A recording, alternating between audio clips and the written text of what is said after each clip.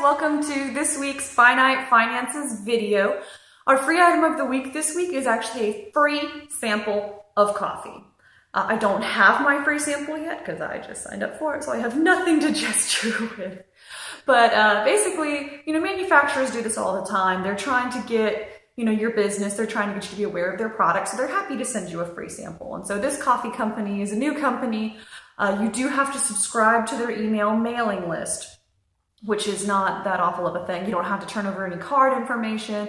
They ask you about your preferences in coffee, so I'm hoping they take that into account when they mail you your free sample, whether you like a lighter roast or a darker roast, that kind of thing. But once you've received your free sample, you're free to unsubscribe from them. So it's not a huge hassle. And sometimes when you get these free subscriptions, it's like 1 cup's worth of coffee or 1 pot's worth of coffee. One time it was actually a full regular sized bag of coffee. But free coffee is free coffee, so yay for free coffee. I'm a huge caffeine addict. I'll take any free coffee I can get. And so that's our free item of the week. The link is in the description. It'll take you to the freestufffinder.com page, which has the link to go to the manufacturer's website. You fill out a little short form. They'll send you an email confirming your subscription. So if you have like a junk mail email address that you use for these kind of subscriptions, make sure you can log into it and confirm, and then your coffee is on the way. So free coffee. This week for the video, we're gonna do our first take it, toss it, or twist it video. I'm a big fan of alliteration. It's cheesy, just deal with it. And so this week's video that we're gonna look at is from a channel called The Financial Diet. And I actually really like this channel. I like these ladies. I like the blog. It's a lot of really good information, but it's also a really good example of how if you're somebody who's living below the poverty line, or if you're struggling, this advice is not helpful. It's only really helpful if you're already kind of middle class, have money to burn.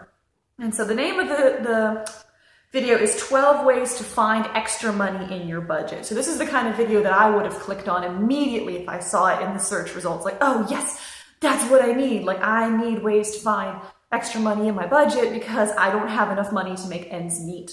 Please help, please help. And then I would click on this video and it'd be like, okay, maybe some of that was helpful, but most of that was not helpful. So we're just kind of going to go through the list. There's 12 items and decide, take it, toss it, or twist it. So the first one, I bet y'all can guess. It's my least favorite. Stop drinking coffee at Starbucks. So the channel, actually, the way they phrased it was one of the women cold brews a huge batch of coffee at the beginning of the week. And so that saves her from the temptation of getting coffee while she's out because she has this huge batch already at home to drink off of. And honestly, I'm assuming you're already making your coffee at home. Like, if you have Starbucks money, then I don't know, this is not necessarily the channel for you.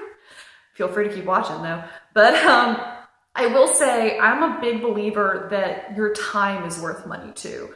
So I'm gonna say toss on this one because it's that same old don't drink at Starbucks advice. It's not helpful, but you can take some of this advice, and that would be if you want to make your coffee ahead of time at the beginning of the week so it saves you time first thing in the morning, do it. I mean, I'm all about time savers. Like at one point a couple of years back, I needed a money order, and I work at a big box store, and money orders there are 99 cents, and I knew at Walmart that they had money orders for 69 cents.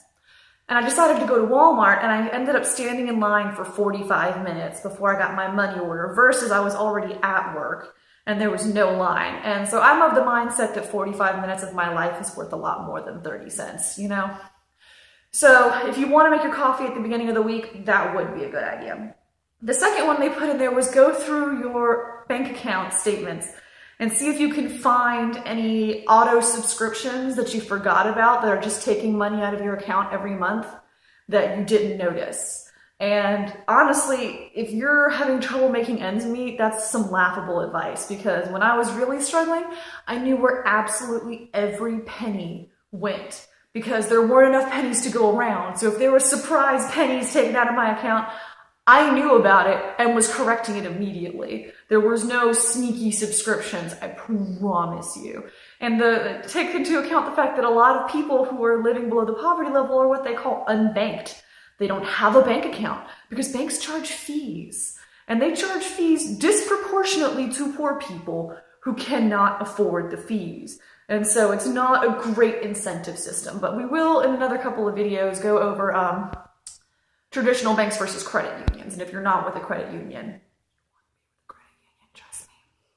So the third one was a way to check on gas prices. And this is one that we're definitely taking. I would say toss to look for the auto pay one unless you really feel like there might be something in there. But anyway, the gas one, there's an app called Gas Buddy.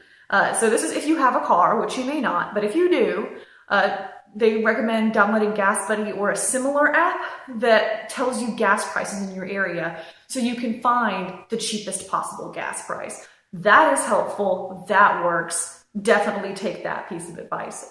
Definitely. I already downloaded it. I'm ready to start saving money on gas. You have no idea. I burned through so much gas. The fourth one is to pre-order groceries in bulk. So that one also always bugged me, especially when I was really, really struggling. I remember my mom told me that if I went to the grocery store and bought all the supplies to make a hamburger, that was cheaper than going to McDonald's and getting a hamburger. But I really had the hardest time explaining to her that if you have $1 and a hamburger at McDonald's is $1, that's all you're getting. Because in order to get all the ingredients to make the hamburgers that would be cheaper per hamburger, you're spending about $10. And yeah, for that $10, you'll get, 12 hamburgers instead of 10, so it's cheaper per burger, but I only had $1. So I couldn't make, magically $9 more appear in order to make it cheaper. And so that's not super helpful advice. At least it wasn't for me, because buying in bulk just wasn't an option. Being poor is expensive. If you've only got $5 and you run out of something, you have to go get the $5 version of whatever that is. Even if the $10 version is a better deal, you've only got $5. Not helpful. I'm gonna say toss. And then for the fifth one, they said to sign up all of your bills for auto payment. I still don't do this usually. A couple of the bills, yes. But when you're not paid on a consistent schedule, like if you're not getting paid on the first of the month every month, if you have something auto pay coming in, it can really, really wreck your budget if you're living paycheck to paycheck. And so I was explaining this to somebody the other day that I don't get paid on certain days. I get paid every 2 weeks. And so some months that lines up with the first of the month perfectly. And sometimes I don't get paid until, a couple of weeks after the first of the month, or a week and a half or so after the first of the month. And if you're living paycheck to paycheck and you have your rent or your mortgage on auto pay and it tries to come out before you get paid, then you're going to end up with overdraft fees. You're going to end up having a bad time. So being able to decide when what money, comes out of your account in what form is absolutely critical when you're living paycheck to paycheck to avoid those fees that you cannot afford.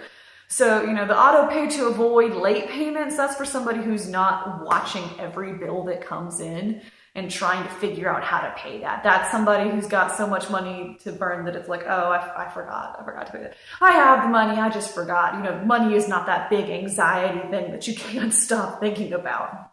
So I would probably say toss that one. The sixth one was to share subscriptions. I love this idea.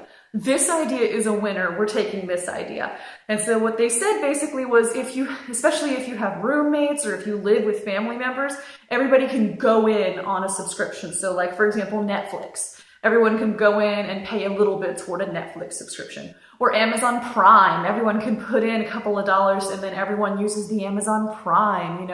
There's a whole bunch of, HBO, you name it. Anything that you have kind of these entertainment subscriptions that, everyone wants, but it's like, if it wasn't, $100 a year kind of thing for Amazon Prime, for example.